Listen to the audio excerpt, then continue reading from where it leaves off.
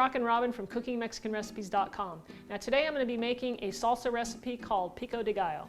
Now this recipe calls for, say, 7 ingredients. I'm going to be using tomato, I've got some yellow onion and a jalapeno pepper, some cilantro, which I'm going to chop up, and then I'm going to add some fresh lime juice, and then we're going to season it up with salt and pepper.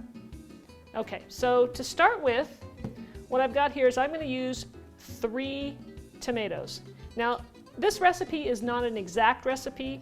What we're going to do is, it's about proportions. So if I'm going to use this much in terms of tomatoes, then I'm going to use probably maybe 1/3 of my onion. And then as far as my jalapeno goes, I'll probably just use maybe 1/2 of that, just because I'm not really big on a lot of spice. And for my lime, I'm probably just going to use, maybe squeeze 1/2 of that. And then I'll use just a handful of the cilantro and chop that up. So let's get started with our tomatoes. I do want to mention that while I'm cutting these up, we'll talk about our tomatoes. I like to use homegrown tomatoes. They are absolutely the best tomatoes that you can use because the flavor is just bursting. Now, a lot of people like to use Roma tomatoes because they're more meaty and they don't have a lot of juice. So some people complain about all the liquid in their salsa. And I've got a way to work around that. And I'm going to show you right now. So let's start with our tomatoes. Obviously, wash and rinse all of your vegetables before you start using them. I'm going to go ahead and cut the ends off.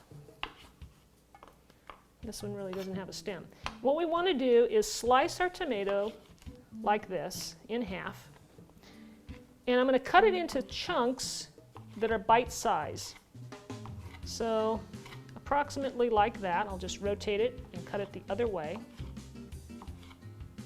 And here you can see, you know, your pieces are about, I don't know, 1/4 inch square. But that's just, you know, a nice size for the salsa. Then I'm going to pick this up and I'm going to place it into a strainer. Now, this strainer, we're just going to let the tomatoes sit there because they're pretty watery. We're going to let that drain gently into the bowl. And we're going to save that juice. At the end you'll see how much we have. But I'm going to save the juice and don't throw it away. I mean, we can use that for, we can put it in a smoothie, you can drink it, you can put it in soup, you can make rice with it for extra flavor. So there's definitely a use for it. Okay, so we're going to go back to our tomatoes and I'm going to finish cutting these up into my little slices and placing it into my strainer.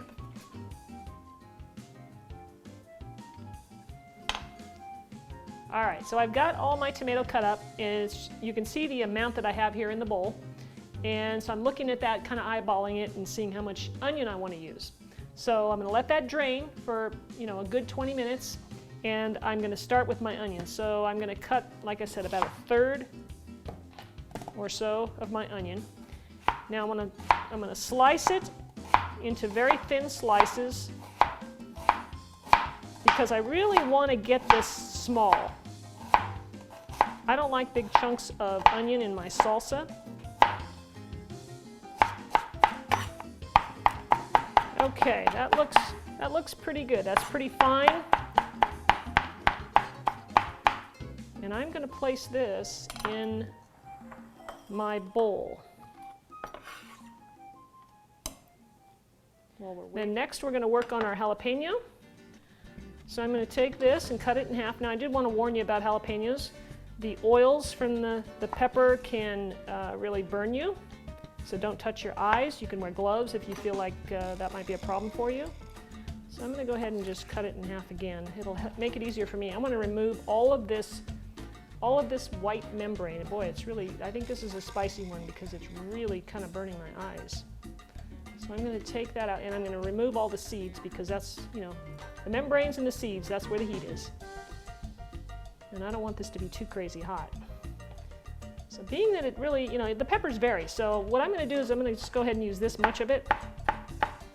And I want to get this really, really tiny. So I'm going to slice it very, very thin to start with. And then I'm going to chop it the other direction because I really want to mince the heck out of this.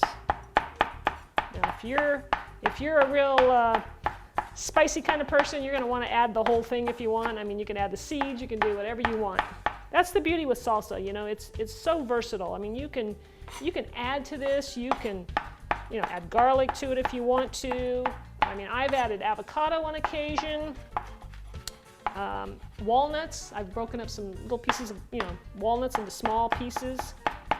Okay, I think our jalapeno is pretty minced up. Now you can see here with my knife how small that is. The smaller the better in my view. Now I think I'm ready for my cilantro. So I'm just going to take a handful here. Again, use as much of this as you like. So I'm going to take about that much. It's probably easier to chop up if you kind of bunch it up.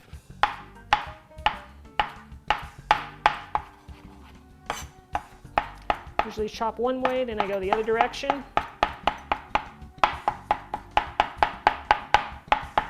That should do it.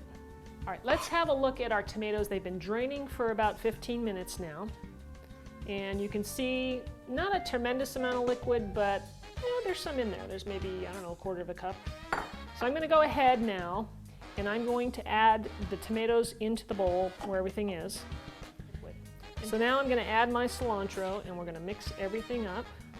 We need to get our lime and cut this in half. And then I'm going to squeeze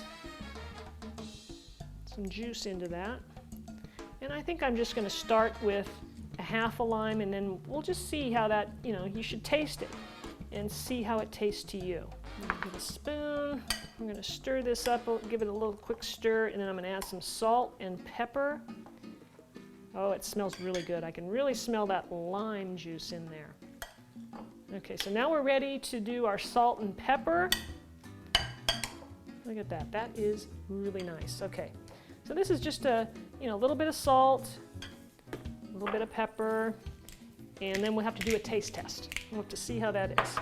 Okay, so we want to combine this, and it's always a good idea to let this sit for, you know, a good half hour really before you serve it, so all those flavors can mingle and mix in and blend really nicely. Okay, I'm going to give this a little taste.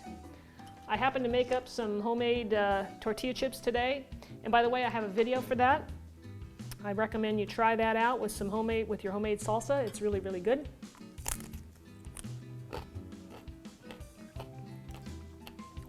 The lime is perfect.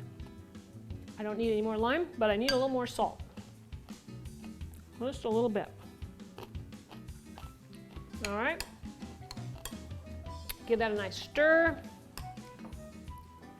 Have a look at this. This looks really, really yummy. It's so fresh and bright in its flavors. Man, this is healthy, delicious, beautiful.